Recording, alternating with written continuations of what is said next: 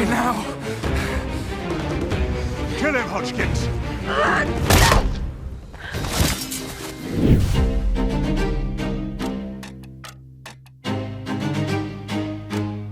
Yeah, because it's so fun. I mean, the writing style is so witty, and like the verbal sparring between these two characters is my favorite. You know, I'm a fan of that sort of genre, Pride and Prejudice, that back and forth. Sort of like, I hate you, but I love you. And I think that element to their relationship is, you could say, unique. It's not something that I could personally relate to, but really fun. The horse thing is kind of hilarious. I did my first audition and hadn't researched it quite well enough, and I didn't know about the horse thing until like my second audition, when I was in the room, and they were like, and he turns into a horse, and I was like, okay, yeah. And had to take that in my stride there and then. But I think it's like, it just goes to show the way that this like show really isn't shy to sort of mess about with the norm and like what we're expecting from a period drama, and I think it should be a really fun sort of moment of pulling the rug out from underneath when people realise that, oh yeah, half the cast also turn into animals. The horse, because you know this is inspired by a book, the horses, Guildford being a horse is a really important part of it, and I feel like the backbone of it, and especially Guildford's character, is the fact that he is a horse. But Gemma and Meredith did have the opportunity of like inventing some different animals that maybe weren't used in the books, and yeah, they had a lot of fun with that.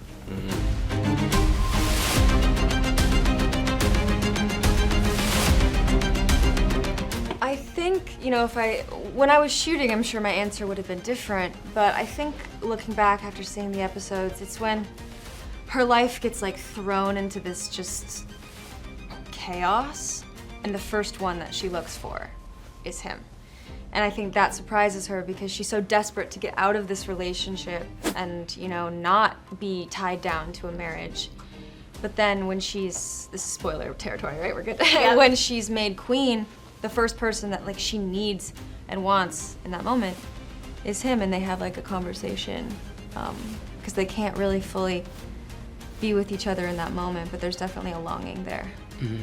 I think there's a moment when they realize that they need each other, and specifically when Jane realizes that Guildford needs her, and I think that puts them on much more of a level than they have been before, when it just feels like an arranged marriage that Jane has no control over, and then suddenly I feel like they can identify on something, and that brings them closer together, and then inevitably, you know, one thing leads to another.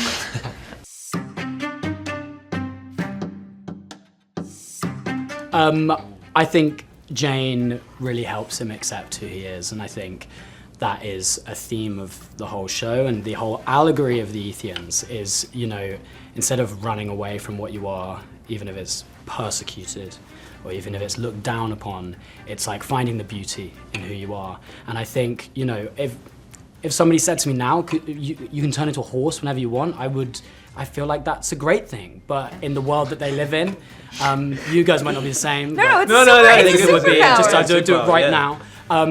But like in the world that they live in, it's like treated with such shame that he can't see the like sort of like the beauty in such a gift, I guess. And Jane really helps him realize that, and his love for Jane, I think, brings that out in him and sort of allows him to break free of his slight restrictions on his Ethianism that other Ethians don't have. I will say, at least he gets everywhere a lot faster, you know? Absolutely. I mean, there's a couple of scenes when he really needs to travel quickly, and it's so useful, plot-wise, that he can gallop instead of running. And it also saved me from doing loads of scenes of sort of like running across fields or anything like that, or having to actually horse ride myself, which you'll never have to do. I'll never have to do. That seems like a problem. You can't think about it. You're not going to put a man who's half horse on a horse. That's weird. Doesn't make sense. What if you changed halfway through? Just two horses on top of each other. Yeah. I actually did not think about that. Yeah, you know what, I was thinking, because with all the craziness that was happening to King Edward, I think he low-key loved it. That, you know, his sister's trying to poison him, and he's just trying to figure out, like, you know, what's he gonna do? He's gonna boil them alive, do something crazy. So I think King Edward definitely misses that. when you have power, you enjoy it so much, but when you lose it, you're just kind of like, man, now I'm kind of a nobody. And I think that is something interesting to explore. Just came to my head now. I was like, well, yeah, he is actually nobody now. Sorry, what was your question? Yeah, does he miss it? Yeah, he misses it. Yeah. Grass is always greener type thing. You know, You got lost in the Yeah, lost in it, yeah. Oh my gosh, I've just unlocked something. Can we reshoot it?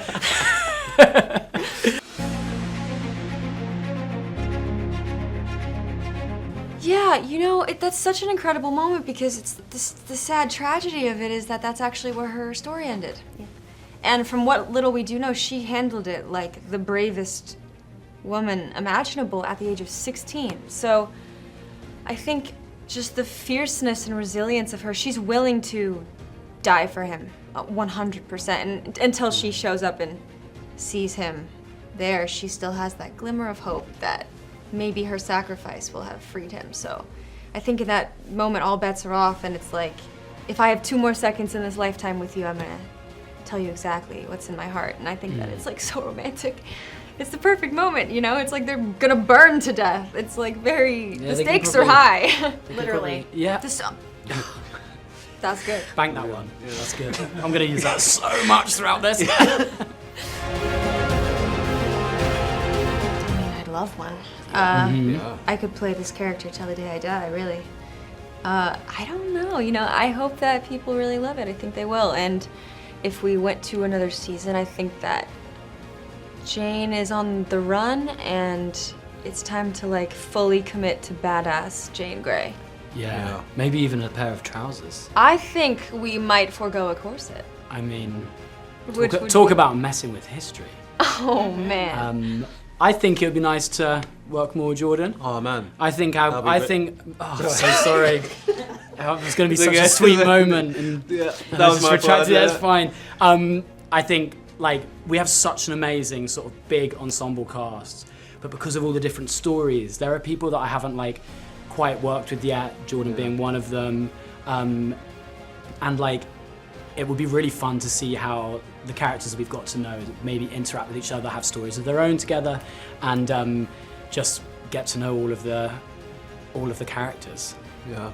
And also I'd love to see more Ethians, more animals. Yeah. Maybe like a lion or something. So. Or maybe King Edward turned. Nah, he went. You never know. Nah. You never know. He's a Verity.